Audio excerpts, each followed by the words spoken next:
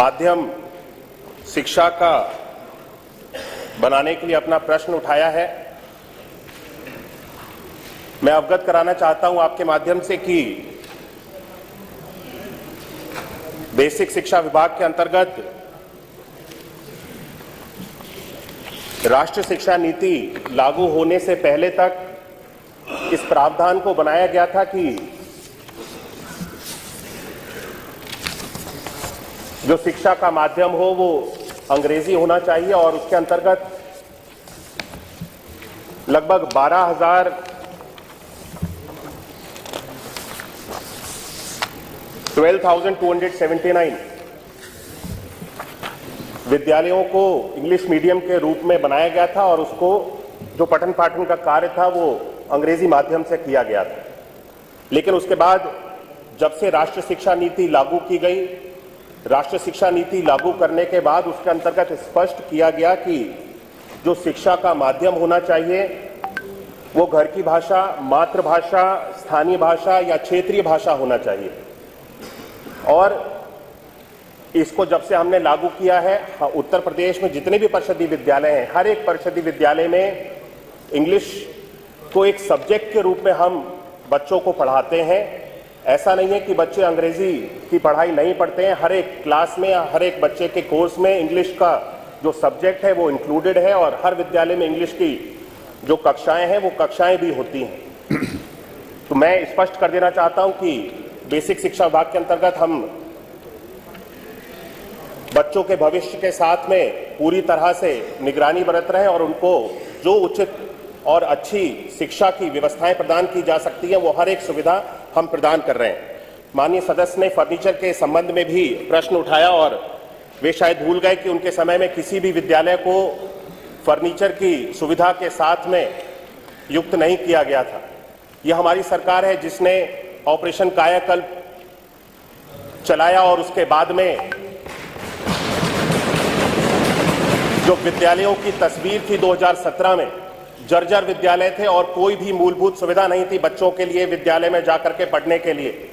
हमें 19 different parameters में operation कायाकल्प चलाना पड़ा, जिसके बाद परिषदीय विद्यालयों की तस्वीर बदली और उसके बाद फर्नीचर पे भी हम सब लोग कार्य कर रहे हैं। आज 65% विद्यालय उत्तर प्रदेश में ऐसे हैं जो फर्नीचर से युक्त हो चुके हैं और इस वर्ष मैं सदन में आपके माध्यम से सभी लोगों को बता देना चाहता हूं कि इस वर्ष हम परिषदीय जितने भी हमारे विद्यालय हैं हम 100% फर्नीचर के साथ में अपने विद्यालयों को युक्त कर देंगे। Thank you. प्रश्न संख्या 3 डॉक्टर रागिनी।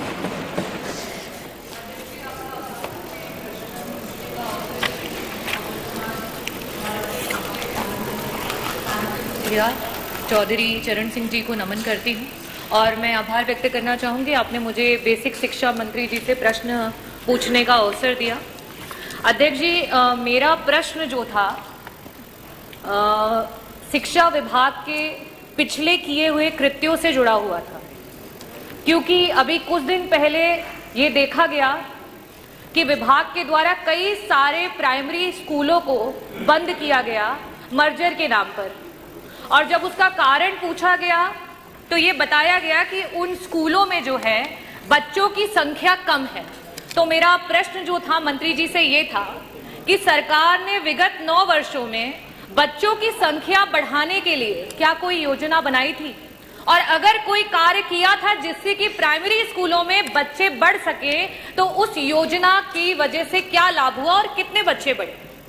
अध्यक्ष जी, उत्तर जो है वो बड़ा ही निराशापूर्ण है और उत्तर ये रहा कि कोई बच्चे नहीं बढ़े हैं। और योजना का क्योंकि मंत्री जी ने जिक्र नहीं किया, इसका मतलब कि सरकार ने कोई योजना बनाई ही नहीं कि सरकारी स्कूलों में जहां गरीब के बच्चे पढ़ते हैं, जहां पीडीए के बच्चे पढ़ते हैं, वहां उनको अच्छी शिक्षा दी जा सके।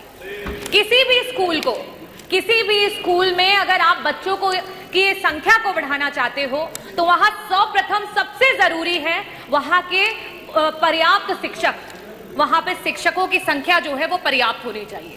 दूसरी जो सबसे जरूरी चीज है वो है शिक्षक और साथ ही साथ जो बच्चे वहां पढ़ रहे हैं उनकी शारीरिक और मानसिक दुरुस्ती। और लास्ट में जो मंत्री जी कायाकल्प की बात कर रहे थे, खैर वो तो काया और कल्प सभी धरातल पर देख सकते हैं, जो कि है बेसिक इंफ्रास्ट्रक्चर।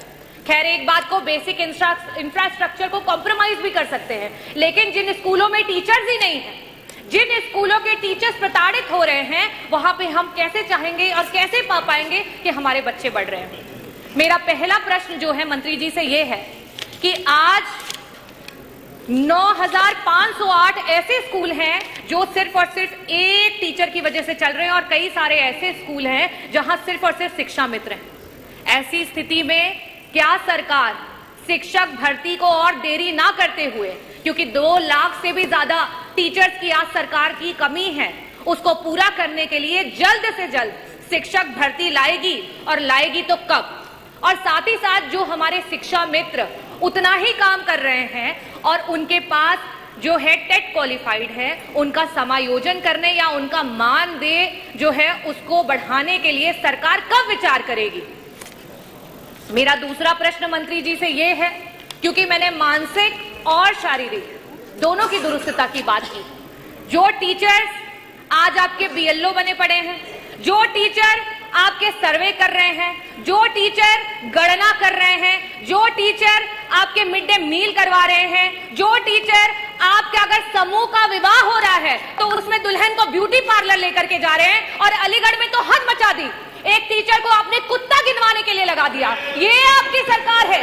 ये हम कहते हैं कि हमारा जो गुरु होता है, गुरु ब्रह्मा, गुरु विष्णु, और आपने गुरु को कहां ला करके पटक दिया। ये आपकी सरकार है। मैं ये पूछना चाहती हूं, क्या ऐसी मानसिक उत्पीड़ना के साथ आप ये कर पाएंगे कि हमारे प्राइमरी स्कूल के जो हैं बच्चे बढ़ पाए? मेरा प्रश्न आपसे ये है कि अंतर जनपदीय आज 10-10 साल से टीचर्स बैठे हुए हैं, उनके ट्रांसफर्स नहीं हो पा रहे हैं।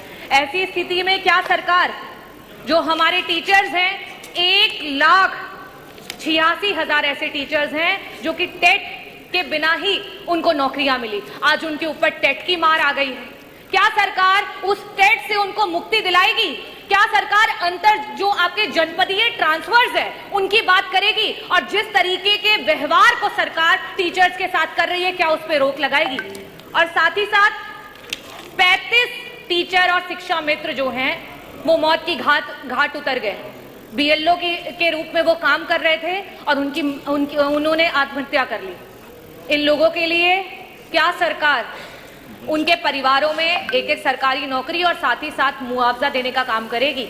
मैं बस इन 3 प्रश्नों के स्पष्ट उत्तर चाहूंगी कि सरकार अवश्य दे। बहुत बहुत धन्यवाद अध्यक्ष महोदय। श्री ब्रजेश कठेरिया।